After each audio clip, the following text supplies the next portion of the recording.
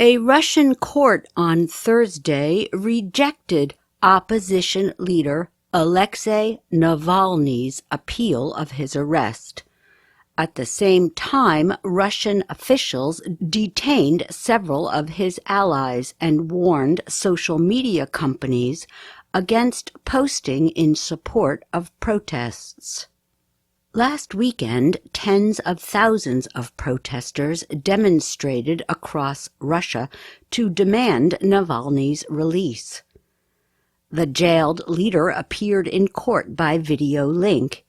He said the government arrested and charged him in an effort to stop the opposition movement. "You won't succeed in scaring tens of millions of people who have been robbed by that government," he said.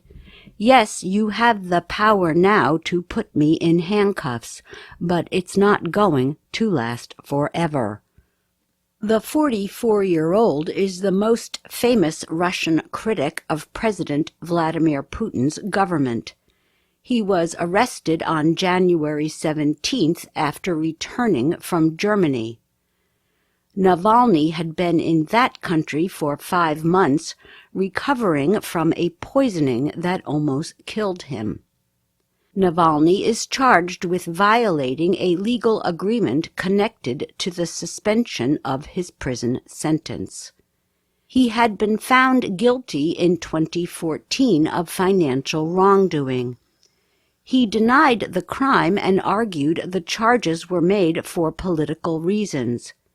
He is also facing accusations in 2 other criminal investigations. His defense lawyers told the appeals court that Navalny could not meet the probation requirement when he was under medical treatment in Germany. His lawyers also argued that Navalny's legal rights were violated repeatedly during his arrest. Navalny described his jailing as a mockery of justice. "It was demonstrative lawlessness meant to scare him and all others," he told the Moscow court. Navalny's supporters are organizing another round of protests for Sunday.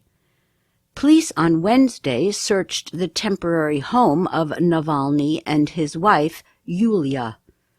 Police also searched the homes of several of his supporters and made arrests. Police detained his brother, Oleg Navalny, and Navalny's top ally, Lyubov Sobol. Anastasia Vazalieva, from the Navalny-backed Alliance of Doctors, and Maria Alohina from the Pussy Riot Music and Performance Group were also arrested. They were held for 48 hours.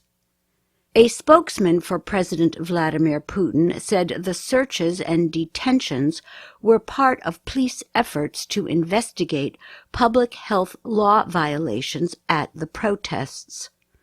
"Law enforcement agencies are doing their job," he said in a telephone call with reporters. Police in Moscow issued a notice Thursday warning the public against attending demonstrations planned for Sunday.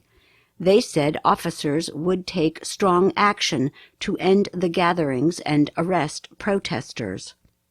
Also Thursday, Russian court officials sent a warning to Facebook, Google, Twitter, TikTok, and Russian social media, demanding that they block anyone calling for more protests. Earlier this week, Russia's Media and Communications Governing Agency, Roskomnadzor, said it would fine Facebook, Instagram, Twitter, TikTok, YouTube, and 2 Russian companies. The agency said the media sites failed to block calls for those under 18 to join Saturday's protests. Facebook, Google, and TikTok have not commented about the Russian officials' action. Twitter refused to comment to the Associated Press on Thursday.